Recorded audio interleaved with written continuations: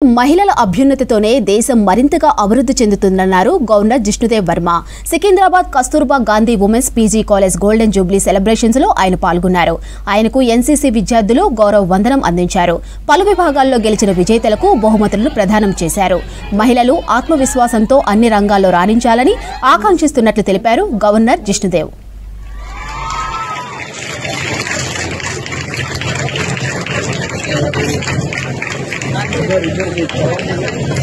Sir.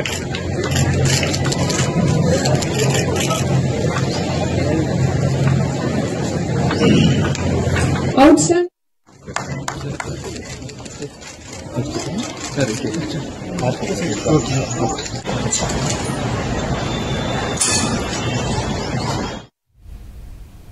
Property tax మొండి బకాయిలపై focus పెట్టింది GHMC. నగరంలో ఉన్న కేంద్ర రాష్ట్ర ప్రభుత్వ భవనాలు ఏళ్లకు పైబడి ట్యాక్స్ కట్టడం లేదు. దీంతో భారీగా పన్నులు పెండింగ్లో ఉండటంతో వసూలు చేయడంపై దృష్టి పెట్టింది. ఆస్తి పన్ను పెండింగ్లో ఉన్న ప్రభుత్వ రంగ సంస్థలన్నిటికీ నోటీసులు జారీ చేస్తుంది బల్దియా. జీహెచ్ఎంసీకి ప్రభుత్వ రంగ సంస్థల నుంచి భారీగా ఆస్తి పన్ను రావాల్సి ఉంది. కేంద్ర రాష్ట్ర ప్రభుత్వ భవనాల నుంచి సుమారు 5,000 కోట్ల ప్రాపర్టీ ట్యాక్స్ పెండింగ్లో ఉంది. ప్రభుత్వ సంస్థల నుంచి వచ్చే ట్యాక్స్ వసూలు చేసుకోగలిగితే అప్పులు తీర్చుకోవచ్చని భావిస్తోంది బల్దియా. దీంతో ఆస్తి పన్ను బకాయిలు చెల్లించాలని కేంద్ర ప్రభుత్వానికి చెందిన 15 శాఖలు, రాష్ట్ర ప్రభుత్వానికి చెందిన 18 శాఖలకు నోటీసులు ఇచ్చారు.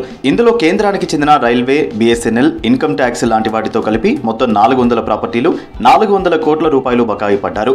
రాష్ట్రానికి సంబంధించి హెల్త్, ఎడ్యుకేషన్, ఎలక్ట్రికల్, పోలీసు లాంటి సంస్థలు మొత్తం 2,000 ఆస్తులకు 4,600 కోట్ల రూపాయలు బకాయిలు ఉన్నాయి.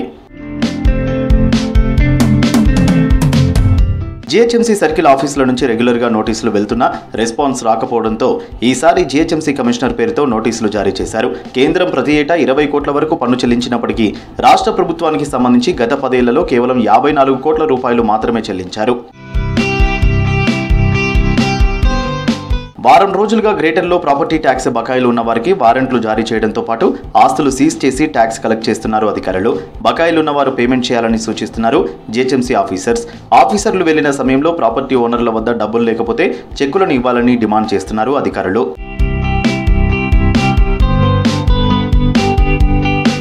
జీహెచ్ఎంసీకి బకాయిలు మొత్తం 11,000 కోట్లు ఉండగా ఇందులో సగం ప్రభుత్వానికి సంబంధించిన ఆస్తులుండడంతో ప్రజలు చర్చించుకుంటున్నారు. ప్రభుత్వ బకాయిలపై విమర్శలు వచ్చే ఛాన్స్ కూడా ఉందంటున్నారు. ఇందుకు తావు లేకుండా జీహెచ్ఎంసీ ఉన్నతాధికారులు ప్రభుత్వాలకు చెందిన బిల్డింగ్స్ కు నోటీసులు ఇచ్చారు. బకాయిలు ప్రభుత్వాలు చెల్లిస్తే జీహెచ్ఎంసీకి ఉన్న అప్పులు చెల్లించవచ్చని, బల్దియాపై రోజు ₹1 కోటి భారం కూడా తగ్గుతుందంటున్నారు అధికారులు. గత ప్రభుత్వంలోనే బల్దియాకు చెల్లించే ఆస్తి పన్ను బకాయిలు పేరుకుపోయాయి. అంతకుముందు ఉమ్మడి రాష్ట్రంలో ఎప్పటికప్పుడు చెల్లింపులు జరిగేవి. అయితే కాంగ్రెస్ ప్రభుత్వం ఏర్పడిన తర్వాత తొలి బడ్జెట్లో జీహెచ్ఎంసీకి 3,065 కోట్ల రూపాయలు కేటాయించింది. ఇందులో సగం వరకు నిధులు విడుదల చేసింది. ఇందులో ఆస్తి పన్నుకు సంబంధించినవి కూడా ఉన్నాయి.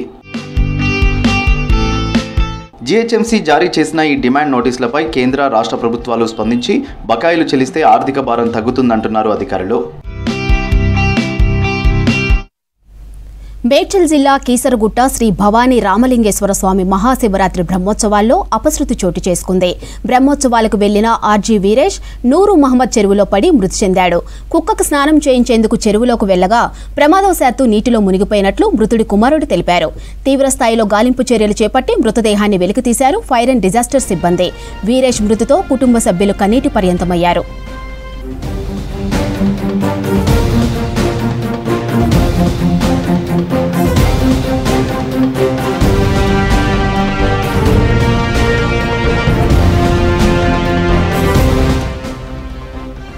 మేడ్చల్ జిల్లా కీసరగుట్ట శ్రీ భవానీ రామలింగేశ్వర స్వామి మహాశివరాత్రి బ్రహ్మోత్సవాలలో అపశృతి చోటు చేసుకుంది. బ్రహ్మోత్సవాలకు వెళ్లిన ఆర్జీ వీరేష్ నూరు మహమ్మద్ చెరువులో పడి మృతి చెందాడు. కుక్కకు స్నానం చేయించేందుకు చెరువులోకి వెళ్లగా ప్రమాదవశాత్తు నీటిలో మునిగిపోయినట్లు మృతుడి కుమారుడు తెలిపారు. తీవ్రస్థాయిలో గాలింపు చర్యలు చేపట్టి మృతదేహాన్ని వెలికితీశారు ఫైర్ అండ్ డిజాస్టర్ సిబ్బంది. వీరేష్ మృతితో కుటుంబ సభ్యులు కన్నీటి పర్యంతమయ్యారు.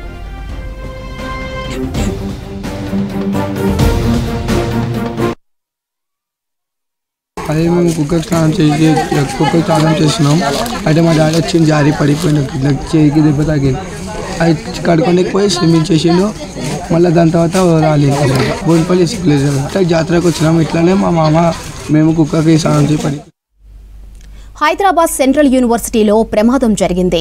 నిర్మాణంలో ఉన్న నూతన అడ్మినిస్ట్రేషన్ బిల్డింగ్ బాల్కనీ కూలడంతో ఇద్దరికి తీవ్ర గాయాలయ్యాయి. చికిత్స కోసం ఆసుపత్రికి తరలించారు.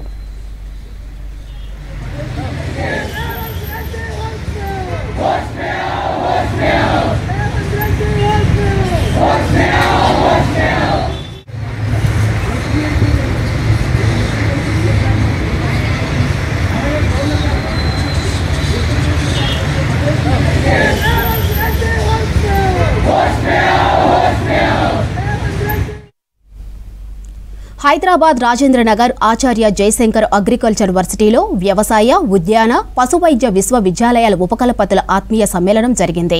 వైస్ ఛాన్సలర్ నియామకాలలో తొలిసారిగా సామాజిక న్యాయం పాటించారని వ్యవసాయ విశ్వవిద్యాలయ ఉపకులపతి ప్రొఫెసర్ అల్దాస్ జానయ్య అన్నారు. అగ్రికల్చర్ వర్సిటీకి 600 కోట్లు, హార్టికల్చర్ వర్సిటీ, పశువైద్య విశ్వవిద్యాలయానికి 200 కోట్ల చొప్పున గ్రాంట్ అందించాలని సీఎంను కోరినట్లు చెప్పారు. 3 వర్సిటీల అభివృద్ధికి తన వంతు కృషి చేస్తారని చెప్పారు ఎమ్మెల్యే ప్రకాష్ గౌడ్. ప్రజలకంతా కూడా అధికారులు కొన్ని విధాలు చెప్పాల్సిన అవసరం చెప్పాల్సింది, కానీ ఏం డెవలప్మెంట్ చేయలేకపోయింది. నేను కూడా 2 మాటలు ఏం చేయలేకపోయింది. కానీ మన తెలంగాణ వచ్చిన తర్వాత పోరాటం తెలంగాణ మీ అందరి సహకారంతో ఇలాంటి డెవలప్ చేసుకున్నటువంటి మీరు ఎప్పుడైనా అడగండి. రాజధాని కాన్స్టిట్యూన్సీ మంచి కాన్స్టిట్యూన్సీ తీసుకొచ్చిన బాధ్యత తీసుకున్నాం. తెలంగాణ ప్రభుత్వాలు ఏవాడు ఉండదు, డెవలప్ చేయించే బాధ్యత ఎమ్మెల్యే దగ్గర 100% డెవలప్ అయితే. మీరు కూడా కానీ ఈరోజు ఇక్కడ మన 3 వైస్ ఛాన్సలర్లు ఉన్నారు, పెద్దలు కూడా దీన్ని చేయాలని మీరు అనుకుంటే ఏదైనా చేయాలి. 3 అంటే సీఎం దగ్గర పోయినా, బిఎం దగ్గర పోయినా 3 వైపు కూర్చుంటే ఏ పనైనా సాధించి తీసుకొచ్చే బాధ్యత తీయగల. దాని తోడుగా ఎమ్మెల్యే నేను ఉంటాను. ఎందుకంటే మీరు అందరూ డెవలప్ చేసి ఆలోచన చేసుకోవాలి. కొన్ని సమస్యలు కూడా ఉన్నాయి ఇక్కడ.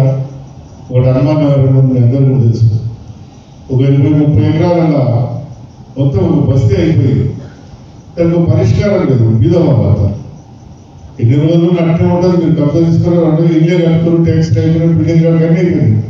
మీరు 3 ఉన్నారు, దానిలో ఒక పరిష్కారం చేస్తే బాగుంటుంది కూడా నేను అనుకున్నాను. కానీ మీరు దానికి ఏమైనా సజెషన్ తీసుకొచ్చి బీద వాళ్ళకి ఏమైనా సాయం చేస్తే దానికి అమౌంట్ కట్టించమా, వాళ్ళకి ఏమైనా రిలేషన్ చేయమా, ఏదైనా చేస్తే అది కూడా మీరు అందరూ మీ ఆయామం చేస్తే ఒక మంచి పేరు మీకు కూడా వస్తాను నేను కోరుతున్నాను. అన్ని 3 తరాలు చూశారు వారు. అన్ని తరాల అనుభవం ఉన్న పెద్దలు కాబట్టి వారికి ఐడియా ఉంటుంది. ఎనివే, సో రెస్పెక్టెడ్ రాజిరెడ్డి గారు, హార్టికల్చర్ యూనివర్సిటీ వీసీ, స్థానిక శాసనసభ్యులు, మన అందరికీ చాలా సన్నిహితుడు ప్రకాష్ గౌడ్ గారు, జస్ట్ ఒక 4 రోజుల క్రితం బాధ్యతలు స్వీకరించిన డాక్టర్ జ్ఞానప్రకాష్ గారు, vice chancellor veterinary university, my colleague doctor Vidyasagar registrar. Rangareddy జిల్లా శంషాబాద్లో కాపర్ వైర్ దొంగతనాలకు పాల్పడుతున్న ముఠాను అరెస్ట్ చేశారు పోలీసులు. నిందితులు శ్రీకాంత్, కేతావత్ బాషా, అబ్దుల్ వాహీద్, దావత్ ఖాదర్ను అరెస్ట్ చేసి రిమాండ్కు తరలించినట్లు తెలిపారు. వారి దగ్గర నుంచి 20 లక్షల నగదు, 6 మొబైల్స్, ఒక బొలెరో వాహనాన్ని స్వాధీనం చేసుకున్నారు. కేసుకు సంబంధించిన వివరాలను మీడియాకు వెల్లడించారు Shamshabad DCP Rajesh. Under section 305, 306, 317 part 2 read with 35 of BNS. ఇది రిజిస్టరేషన్ వెంటనే మా పోలీసు బృందాలు, మా ఎస్ఐ కిషన్ జీ గారు, మా సిఐ బాలరాజు గారు అందరూ కూడా సస్పెక్ట్ని తీసుకొచ్చి వెరిఫై చేయడం జరిగింది. ఈ వెరిఫై చేసుకున్న తర్వాత అతని కన్ఫెషన్లో మనకు ఒక 4 పేర్లు, 4 కాదు ఇంకొక 5 పేర్లు మనకు చెప్పడం జరిగింది. టోటల్గా మనకు November 18th రోజు అఫెన్స్ చేసిరని చెప్పేసి కన్ఫెస్ చేయడం జరిగింది. ఈ టోటల్ ఈ పవర్ కేబుల్స్ని దాన్ని ఏం చేసి దాన్ని ముక్కలుగా చేసి దాన్ని స్క్రాప్లో అమ్మేసుకుంటాం జరిగింది. అమ్మేసుకున్న తర్వాత దాన్ని ఆ స్క్రాప్లో ఉన్నది రికవర్ చేయలేకపోయినాము. దాంట్లో ఉన్న వాళ్ళు రికవర్ చేసిన అమౌంట్ వర్త్ ఆఫ్ 20 lakhs మనం రికవర్ చేస్తాం జరిగింది. ఈరోజు టోటల్గా ఒక 4 మనం జ్యుడిషియల్ కస్టడీకి పంపడం జరుగుతుంది. ఇంకో 3 అబ్స్కాండింగ్ ఉన్నారు, వాళ్ళని కూడా త్వరలో పట్టుకుని జ్యుడిషియల్ కస్టడీకి పంపుతాము. ఇలా మళ్ళీ పోలీస్ కస్టడీ చేసుకుని కూడా టోటల్ సీన్ రీకన్స్ట్రక్షన్ అంతా కూడా ప్లాన్ చేసుకుని ఫర్దర్గా వీళ్ళకి పాత కేసులు ఏమున్నాయి అవి కూడా మనం తీస్తూ ఉన్నాము. 8A1కు మనకు పాత కేసు కూడా సేమ్ మోడస్ ఆపరేటివ్ తోటి 2019లో ఇట్లనే కాపర్ కేబుల్ దొంగలిస్తే మన ఉన్నట్టు తెలుస్తుంది. అది కూడా మెన్షన్ చేసి జ్యుడిషియల్ కస్టడీకి పంపడం జరుగుతుంది. వీళ్ళు డూప్లికేట్ కీ తయారు చేసి ఆ రోజు అఫెన్స్ చేస్తాం జరుగుతుంది. ఒక బొలెరో వెహికల్లో తీసుకెళ్ళి ఈ కాపర్ కేబుల్, పవర్ కేబుల్స్ అంతా కూడా దాంట్లో డంప్ చేసుకుని తీసుకెళ్ళి రిసీవర్స్ ఎవరైతే A567 ఉన్నారో వాళ్ళకి అమ్మటం జరుగుతుంది. కాబట్టి వెహికల్ కూడా సీజ్ చేసినాము. అట్లనే వీళ్ళ దగ్గర ఉన్న 6 సెల్ ఫోన్స్ కూడా సీజ్ చేసినాము. ఆ క్రైమ్కి వాడిన సెల్ ఫోన్స్, వెహికల్ కూడా సీజ్ చేసిన జరిగింది. వాళ్ళు అమ్ముకున్న రికవరీ చేసిన 20 lakhs క్యాష్ కూడా మనం రికవర్ చేసిన జరిగింది. Total crime team of RJ చాలా ఫాస్ట్గా యాక్ట్ చేస్తాం జరిగింది. చాలా ఇంత ఫాస్ట్గా ఇంత రికవరీ చేస్తారనేది చాలా రేర్ కేసులు జరుగుతూ ఉంటుంది. ఉన్నారు కదా మొహమ్మద్ హుసేన్, ఖుర్షీద్ హుసేన్, వాహిద్ అలీ అనే వాళ్ళ దగ్గర అమ్మటం జరిగింది. బులెటిన్లో స్టాప్ బ్రేక్ తీసుకుందాం. Stay with us.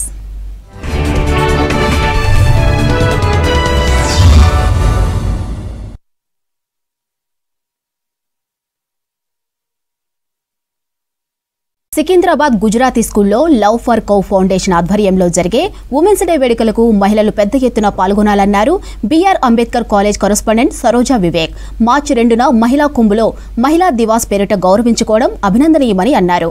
కుటుంబ బాధ్యతలను నిర్వర్తిస్తూనే వృత్తి నైపుణ్యం సాధించిన మహిళలకు గోరత్న, మహిళారత్న, వైద్యరత్న, సమాజరత్న అవార్డులు అందజేస్తున్నట్లు చెప్పారు love for cow foundation chairman Jasmat Patel.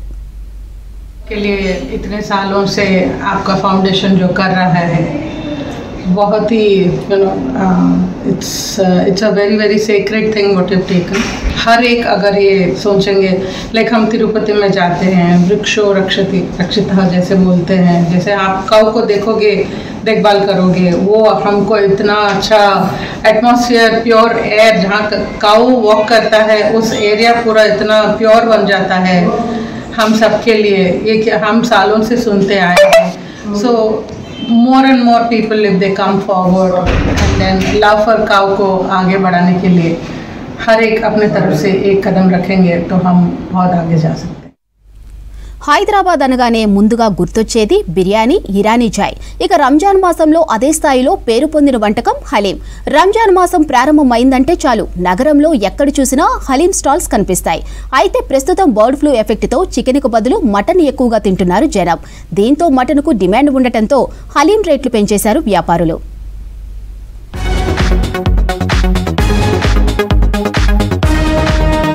Ramzan మాసంలో హలీం రుచులు నోరూరిస్తాయి. ఫ్రెండ్స్, ఫ్యామిలీతో కలిసి హలీం తింటుంటారు సిటీ పబ్లిక్. కేవలం ఈ మాసంలోనే స్పెషల్ గా లభించే హలీం ను టేస్ట్ చేసేందుకు ఎంతో మంది ఎదురు చూస్తుంటారు. హలీం పై ఈసారి బర్డ్ ఫ్లూ ఎఫెక్ట్ పడ్డది. బర్డ్ ఫ్లూతో చికెన్ కు నో అంటూ మటన్ ని ఎక్కువగా తింటున్నారు. మటన్ డిమాండ్ పెరగడంతో ధరలు పెరిగాయి. దీంతో హలీం రేట్లు కూడా పెంచారు వ్యాపారులు.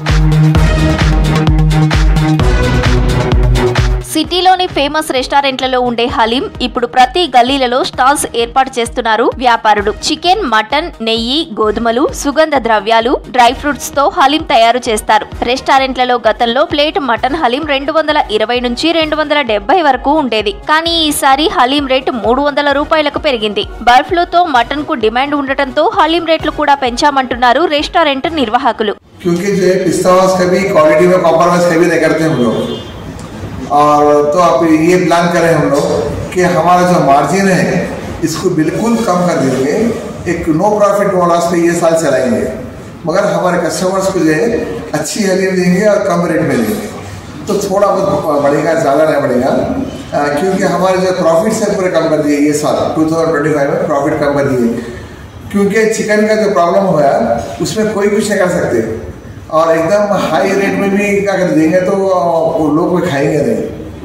तो ये साल थोड़ा रेट बढ़ाएंगे बस. लास्ट ईयर जो है 280 रुपीज़ था. अब एक्चुअल जगह का तो जो है क्योंकि पिस्ता हाउस की क्वांटिटी बहुत लार्ज नंबर में ज़्यादा बनाते तो बहुत कम में बनती है हमारे को हलीम.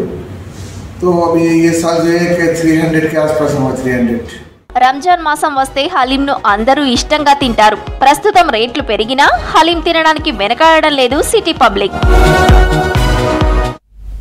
ఒక్కోసారి చిన్నపాటి నిర్లక్ష్యంతో భారీ మూల్యం చెల్లించుకోవాల్సి వస్తుంది. కొన్ని సందర్భాల్లో ఆస్తితో పాటు ప్రాణ నష్టం జరిగే అవకాశాలు కూడా ఉన్నాయి. సమ్మర్ రాకముందే ఎండలు దంచుకొడుతున్నాయి. ప్రజలు నిర్లక్ష్యంగా వ్యవహరిస్తే ఇండ్లు, వ్యాపార, వాణిజ్య గోడౌన్స్లలో అగ్ని ప్రమాదాలు జరిగే అవకాశాలు ఉన్నాయి. ప్రజలు అప్రమత్తంగా ఉండాలని సూచిస్తున్నారు ఫైర్ ఆఫీసర్స్. ఇండ్లు, వ్యాపార సముదాయాల్లో ఎలాంటి జాగ్రత్తలు తీసుకోవాలి, ఫైర్ సేఫ్టీ నిబంధనలు పాటించకపోతే ఎలాంటి చర్యలు ఉంటాయి? Let's watch the story.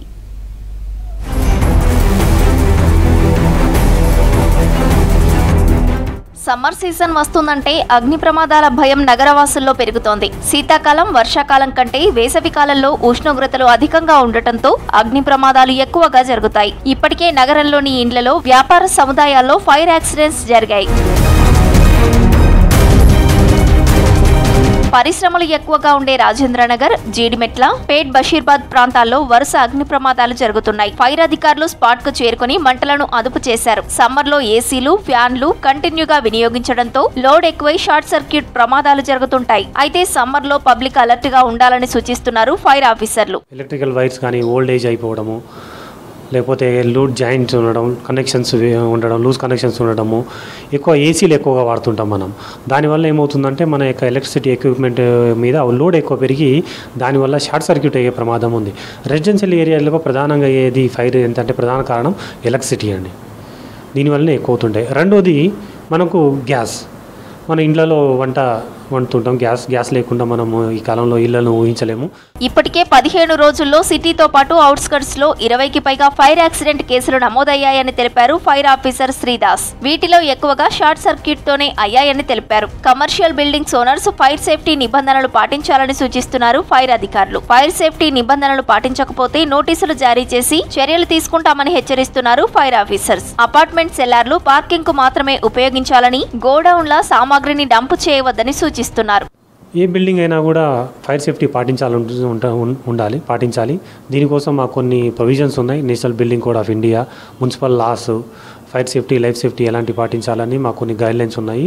వాటి ప్రకారం ఎవరైనా బిల్డింగ్ కట్టినట్లయితే మేము వాటిని ఇన్స్పెక్షన్ చేసి అవి సరి అయిన విధంగా పనిచేస్తున్నాయా లేదా అని చూసి వాళ్ళకి నో అబ్జెక్షన్ సర్టిఫికేట్ ఇవ్వడం జరుగుతుంది. మనం సాధారణంగా ఎవరైనా ఒక బిల్డింగ్లో షాపింగ్కో, సినిమాకో, ఉద్యోగానికి పోతున్నట్లయితే ఆ బిల్డింగ్లో మనకు ఫస్ట్ చూడాల్సింది ఏంటంటే, ఒకవేళ ఈ బిల్డింగ్లో ఫైర్ అయినట్లయితే మనం ఈ బిల్డింగ్ నుంచి ఎలా తప్పించుకోవాలి, మనం ఎలా బయటికి వెళ్ళాలనేది తెలుసుకోవాలి. ఈ మధ్య కాలంలో మనకు ఫైర్లు ఎక్కువైపోయి స్వప్నలోకంలో చనిపోయారు చాలామంది. డెక్కన్ మాల్లో కానీ, రూబీ లాడ్జ్లో ఫైర్ అయినప్పుడు చనిపోయారు. ఇప్పుడు మనకు ఆత్మరక్షణ ఎంత ఇంపార్టెంటో ఫైర్ గురించి అవగాహన కూడా అంతే అవసరం. స్విమ్మింగ్. నగర శివారు ప్రాంతాల్లో కూడా సిగరెట్స్, బీడీలు కాల్చి పడేయడంతో ప్రమాదాలు జరుగుతున్నాయని గుర్తించారు అధికారులు. నిప్పు ఆర్పకుండా పడేయడంతో చెట్ల ఆకులు, ఎండిపోయిన గడ్డి అంటుకొని మంటలు వ్యాపిస్తున్నాయంటున్నారు అధికారులు. ఫైర్ యాక్సిడెంట్స్ జరిగినప్పుడు ప్రజలు అప్రమత్తంగా ఉండాలని, వెంటనే అగ్నిమాపక శాఖకు సమాచారం అందించాలని సూచిస్తున్నారు అధికారులు. తెలంగాణలో హాలిడే వచ్చిందంటే మొక్కలేనిదే ముద్ద దిగదు. అలాంటిది బర్డ్ ఫ్లూ ప్రచారంతో చికెన్ షాపుల వైపు కన్నెత్తి చూడడం లేదు జనం. ఏపీలో ఎక్కువగా, దేశంలో అక్కడక్కడ బర్డ్ ఫ్లూతో కోళ్లు చనిపోయాయి. బర్డ్ ఫ్లూ ఎఫెక్ట్తో చికెన్, గుడ్లు తినడం మానేయడంతో ధరలు భారీగా పడిపోయాయి. దీంతో పౌల్ట్రీ రంగం తీవ్ర సంక్షోభంలో పడిపోయింది. ఏపీతో పాటు దేశంలోని పలు రాష్ట్రాల్లో బర్డ్ ఫ్లూ ఎఫెక్ట్తో కోళ్లు మృత్యువాత పడుతున్నాయి. తెలంగాణలో బర్డ్ ఫ్లూ ప్రభావం అంతగా లేకున్నా చికెన్ కర్రీతో అస్వస్థతకు గురైనట్లు, హాస్పిటల్కు వెళ్లినట్లు ఎక్కడా కనిపించలేదు. అయినా సోషల్ మీడియాలో ప్రచారంతో ఎక్కువ మంది చికెన్, గుడ్లు తినడం మానేశారు. దీంతో పలు జిల్లాల్లో కోళ్లు, గుడ్ల ధరలు ఎన్నడూ లేనంతగా పడిపోయాయి. ఎక్కడైనా కూడా బర్డ్ ఫ్లూ ఇష్యూ లేదు. ఇదంతా ఒక సోషల్ మీడియా వల్లనే ఇదంతా ప్రొపగండా, ఫాల్స్ ప్రొపగండా అవుతుంది. There is no bird flu at all anywhere. There was a small shift in the weather conditions. Due to that, there were some mortality issues. And we can, manam andaru chicken tinachu happyga. We can consume chicken and egg. There is no problem at all. Of any age, we can have consumed chicken. రాష్ట్రంలో 8.5 కోట్లకు పైగా కోళ్లు ఉన్నాయి. ఇందులో boiler కోళ్లు, layer కోళ్లు 4 కోట్లుగా లెక్కలు చెబుతున్నాయి. బర్డ్ ఫ్లూ ఎఫెక్ట్ తో సేల్స్ భారీగా పడిపోవడంతో చిన్న పౌల్ట్రీ రైతులు దిక్కుతోచని స్థితిలో పడిపోయారు. కొద్ది రోజుల కిందట లైవ్ కోడి కిలో ధర 180 పలికితే ప్రస్తుతం 90 రూపాయలు ఉన్నట్లు తెలుస్తుంది. 6 రూపాయలకు అమ్ముడుపోయిన కోడిగుడ్లు ప్రస్తుతం 3 రూపాయలకు చేరింది. భారీగా పడిపోయిన రేట్లతో కొత్తగా కోళ్ల పెంపకానికి ఎవరూ ముందుకు రావడం లేదని పౌల్ట్రీ రైతులు చెబుతున్నారు. 80% అంతా చికెన్ లవర్స్ ఉన్నారు మన తెలంగాణలో. దానివల్ల ఇంత మంచి మన దగ్గర ఒక మంచి ప్రోటీన్ మనకి అంత బెస్ట్ రేట్లో మన వాళ్ళు అందుతున్నారు, ఇక్కడ ఇస్తున్నారు. దానికి ఒక చిన్న ప్రాబ్లంతోని, ఒక ఫాల్స్ ప్రొపగండాతోని చాలా దాకా ఈ నెగటివ్ ప్రొపగండా వల్ల మా మార్కెట్ మొత్తం పడిపోయింది. దానివల్ల చిన్న ఫార్మర్ ఇక్కడ బాధలో పడిపోయినాడు. లేయర్ కోళ్ల నుంచి రోజుకు 4.2 కోట్ల గుడ్లు ఉత్పత్తి అవుతాయి. ప్రస్తుతం పౌల్ట్రీ రంగం సంక్షోభంలో పట్టడంతో రోజుకు 15 కోట్లకు పైగానే నష్టం వస్తుంది. నెల రోజుల్లోనే 100 కోట్ల మేర నష్టం జరిగినట్లు కోళ్ల రైతులు ఆవేదన వ్యక్తం చేస్తున్నారు. కోళ్ల అమ్మకాలు పడిపోవడంతో ఆ ఎఫెక్ట్ అనుబంధ రంగాలపైన పడుతుంది. పౌల్ట్రీ రైతులు దానా ఖర్చులు బాగా తగ్గించుకుంటున్నారు. ఫలితంగా మక్కలు, సోయాబీన్ సేల్స్ ధరలు తగ్గాయి. జనవరి మొదటి వారంలో కిలో 28 రూపాయల వరకు ఉన్న మక్కలు తాజాగా 23 రూపాయలకు, కిలో 40 రూపాయలకు పైనే పలికిన సోయాబీన్ 27కు పడిపోయింది.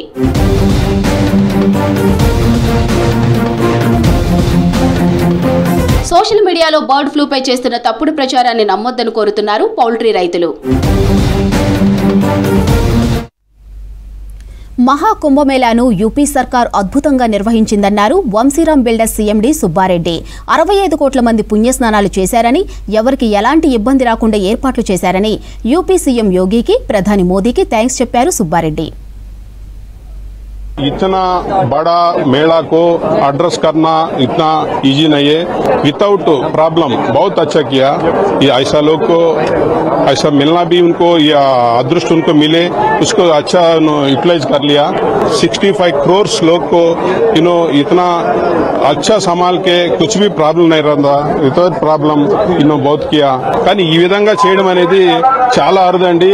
యోగి ఆదిత్యనాథ్ గారికి మరీ మరీ ధన్యవాదాలు. అదేవిధంగా మా ప్రైమ్ మినిస్టర్, మా ప్రియతమ ప్రధానమంత్రి గారు నరేంద్ర మోడీ గారికి మరీ మరీ పాదాభివందనం చేస్తున్నాము. ఈ యొక్క అవకాశం మాకు లభించినందుకు చాలా సంతోషంగా ఫీల్ అవుతున్నాము. ఎండలు మండుతున్నాయి. మధ్యాహ్నం పూట జనం బయటికి రావాలంటేనే భయపడుతున్నారు. భగభగమండే ఎండలకు జూ పార్కులోని జంతువులు, పక్షులు కూడా ఇబ్బంది పడుతున్నాయి. అందుకే హైదరాబాద్ నెహ్రూ జూ పార్కులో ప్రత్యేకంగా ఏర్పాట్లు చేస్తున్నారు అధికారులు. వన్యప్రాణుల చల్లదనం కోసం చేస్తున్న అధికారులు చర్యలు చేపట్టారు.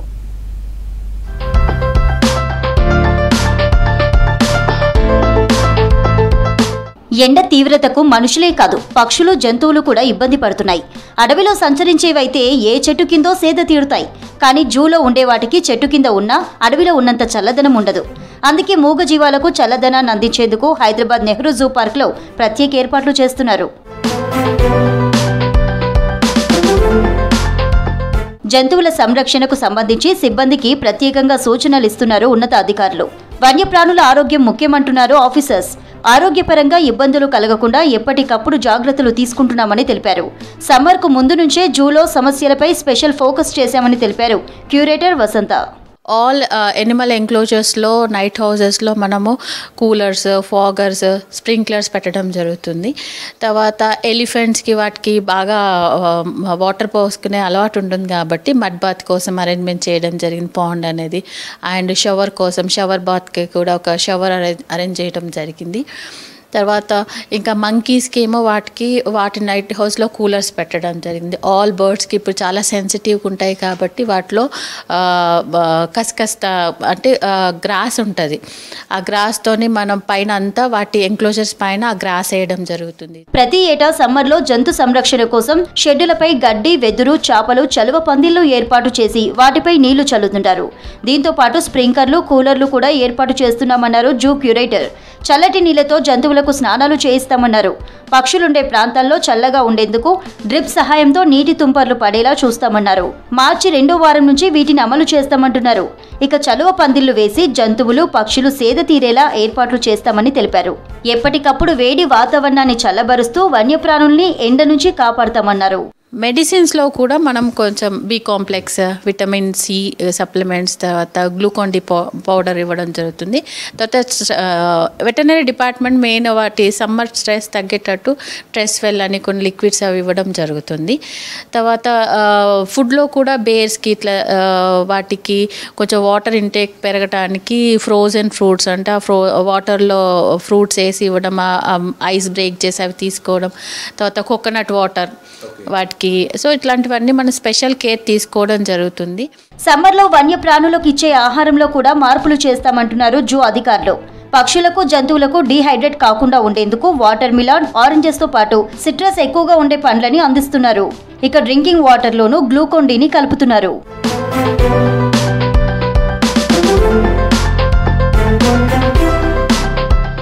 నెహ్రూ జూ పార్క్లో మొత్తం 2300 వివిధ రకాల పక్షులు జంతువులున్నాయి. ఇందులో 150 జింకలు, 21 పులులు, 4 ఏనుగులు, 3 లెపార్డ్స్ ఉన్నాయి. వీటి కోసం 450 మంది స్టాఫ్ పనిచేస్తున్నారు.